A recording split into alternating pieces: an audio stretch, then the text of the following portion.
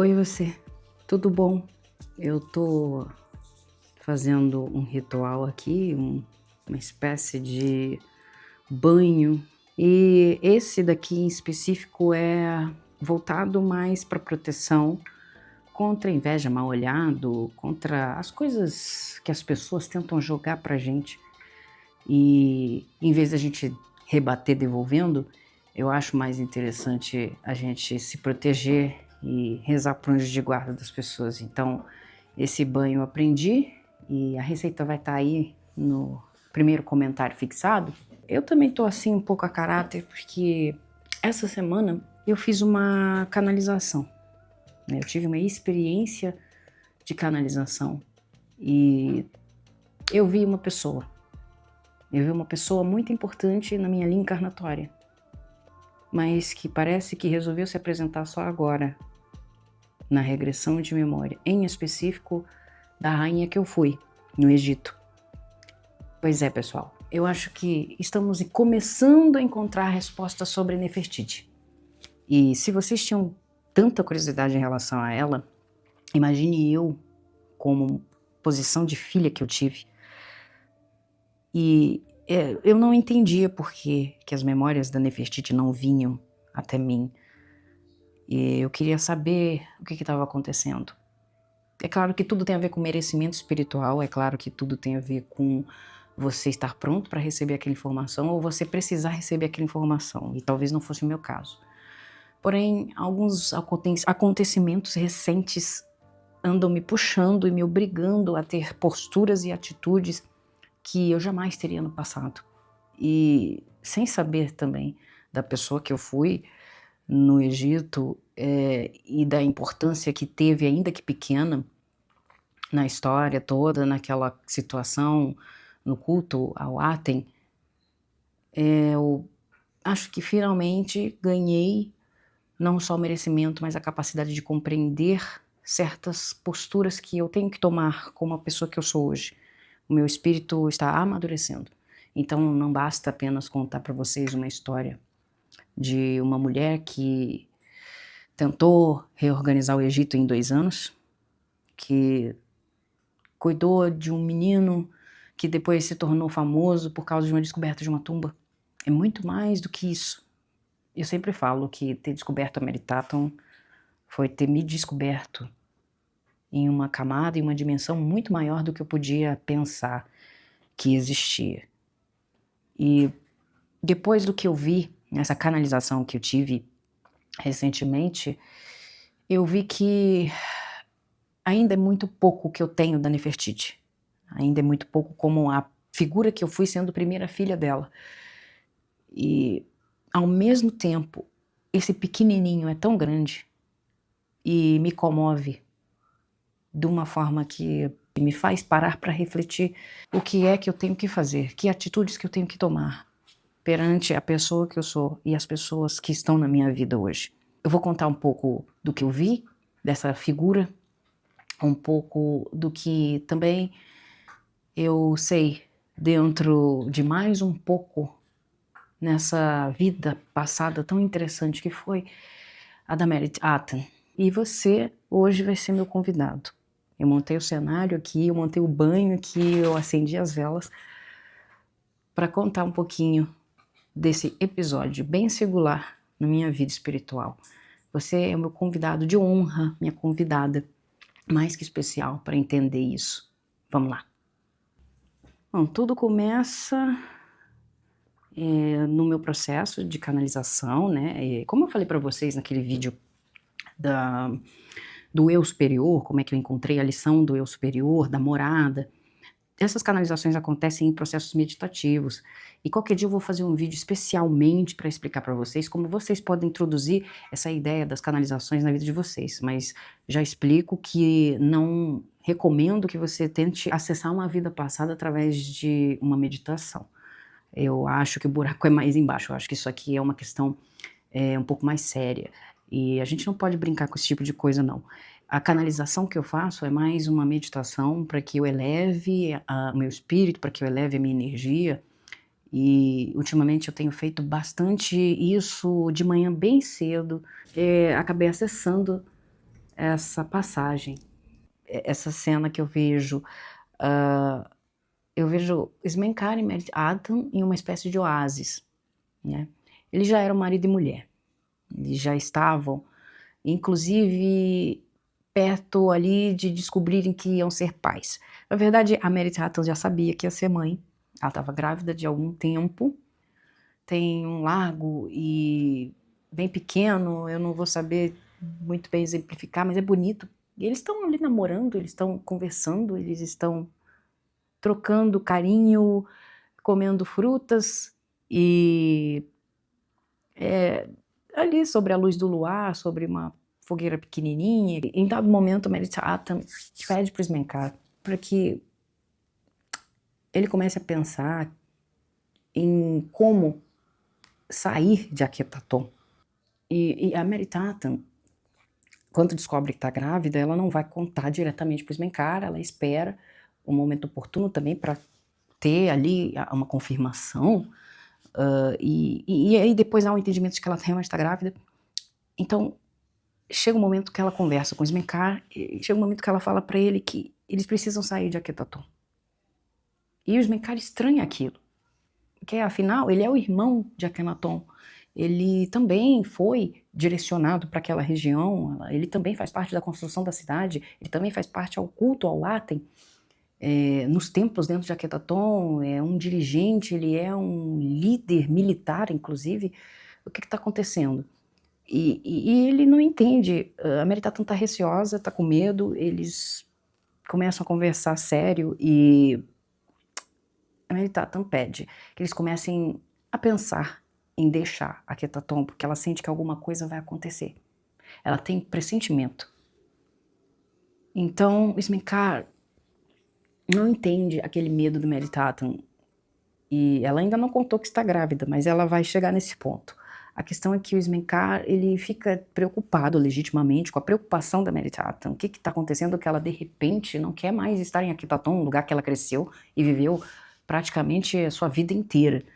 Smenkar questiona a Merit Atan, o que está acontecendo?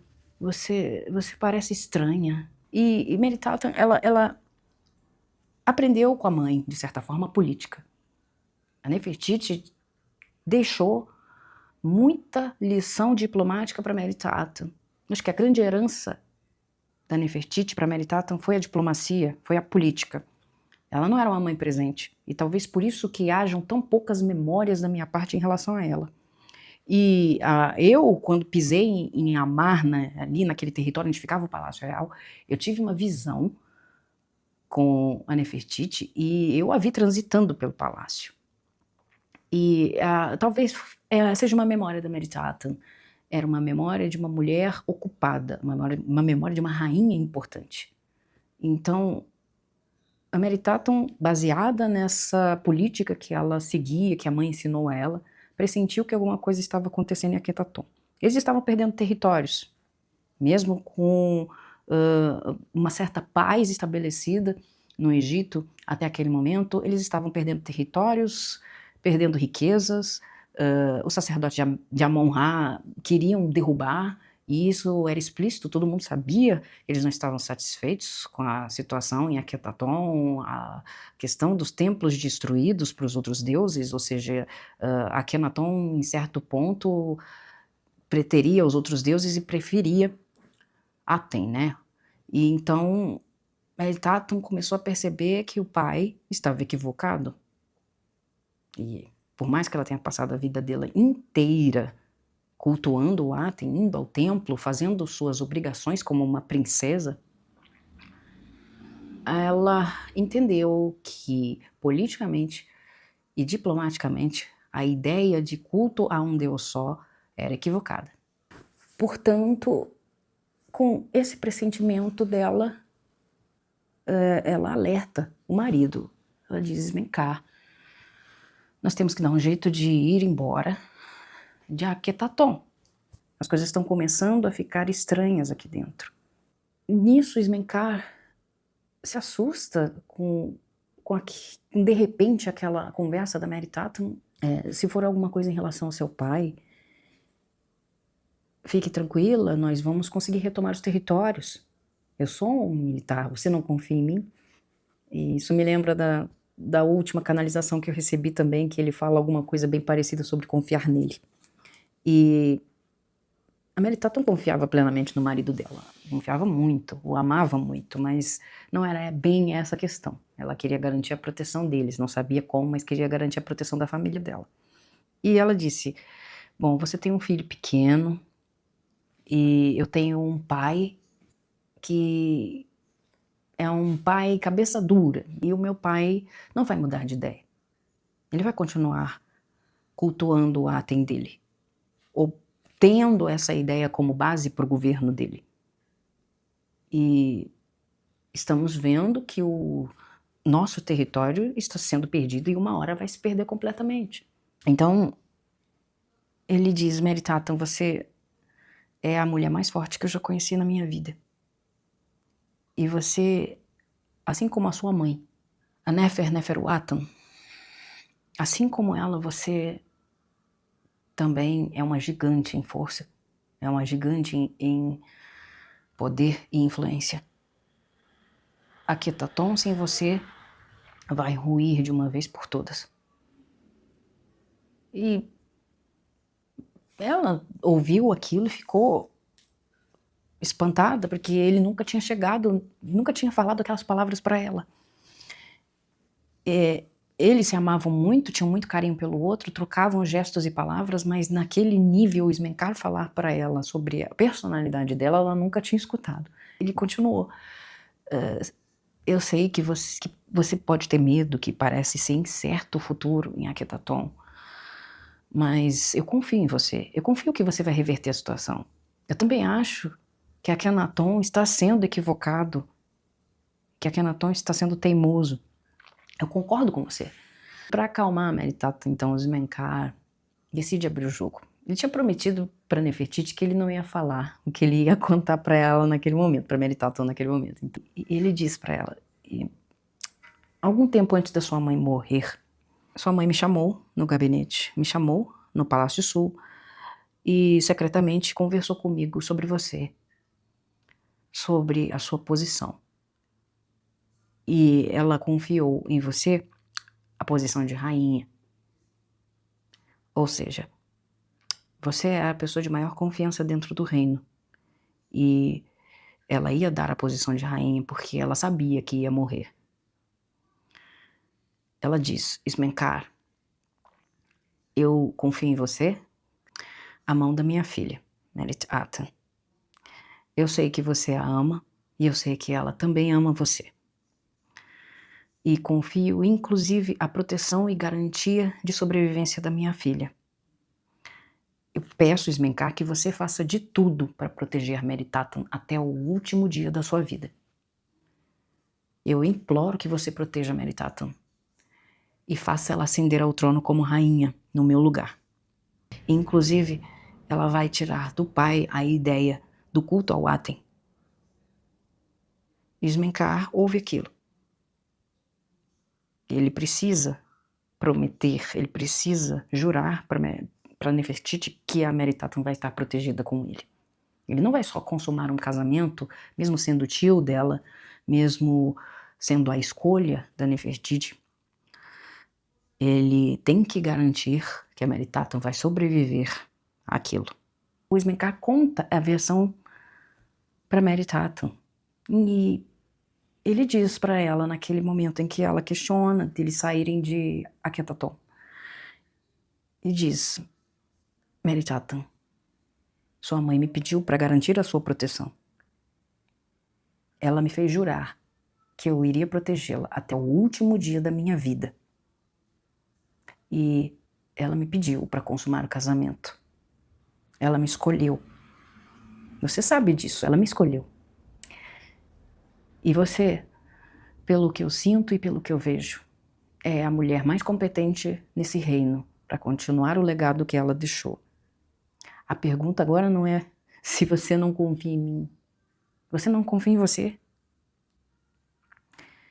E ela se pôs a pensar. A Meritatum se comoveu.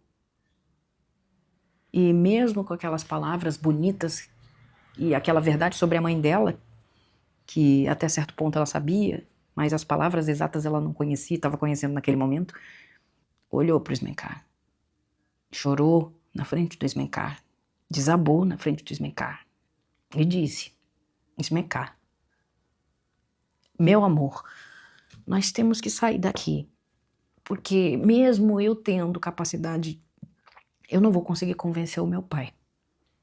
E eu sinto que o nosso destino não é aqui. Nosso destino não é Aquetaton. Ela revela para ele por que ela tá tão receosa e ela quer sair dali, por que a intuição dela tá gritando. Ela olha, é pro seu bem, é pro bem do seu filho, Tutankhamon, é pro bem do nosso segundo filho. Em Smenkar olha para ela espantado, que até então Smenkar tinha um filho, ok, Tutankhaten, que depois vira Tutankhamon. Mas o segundo filho, e ela revela que ela tá esperando o bebê deles. E, bem, a história você já sabe, eu já contei que é o bebê que não nasce na caverna, e a questão da rebelião, um tempo depois, a intuição da Mary Tatum estava certa sobre o que aconteceu, o que ia acontecer. E, bom, a canalização acaba aí, né? A cena vira pó, deserto. O que eu tiro disso? Nefertiti pediu para Smenkar que ele protegesse a filha até o último dia de sua vida, ela sabia que a filha ia ter capacidade de governar, e que isso ficou nebuloso nessa história.